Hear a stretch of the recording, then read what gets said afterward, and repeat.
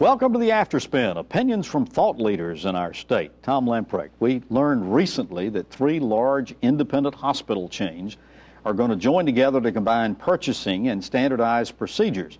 They include Vidant Health in your neck of the woods down in Greenville, Wake Forest Baptist in Winston-Salem, and Wake Med in Raleigh. Does it bother you that this might be the first step in some more consolidations and mergers and might reduce competition? Particularly that it might make rural hospitals, smaller rural hospitals, less viable? I was with Roger Robertson, who is the president of Vidant Rural Hospitals in Greenville, just the other night, and we talked about this very thing.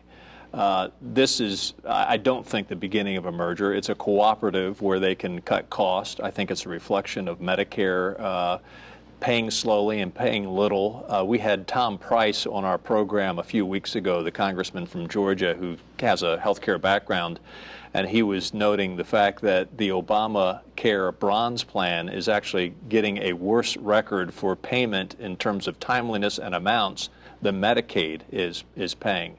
And so these hospitals are having to do what they can do to cut costs and become more efficient. Cash flow. Cash flow. I don't think that it's going to lead to a merger based upon what we see today, and neither did Roger Robertson. In terms of what it's going to do to the small rural hospitals, my advice would be they probably need to latch themselves onto a bigger chain of some sort, because it is going to get harder and harder and more difficult for them to be solvent in the current environment. A lot of these smaller hospitals have been bought up by some of the larger chains, the UNC system, the Duke system, and so forth like that, Carolina's medical system. A lot of the docs later say this wasn't such a good deal for the patients.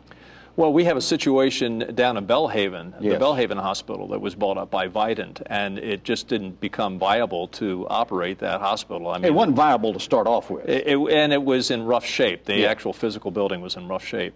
They ended up closing that down. Now, Vidant is coming in and building a very nice clinic, but they want a hospital, 24/7 hospital.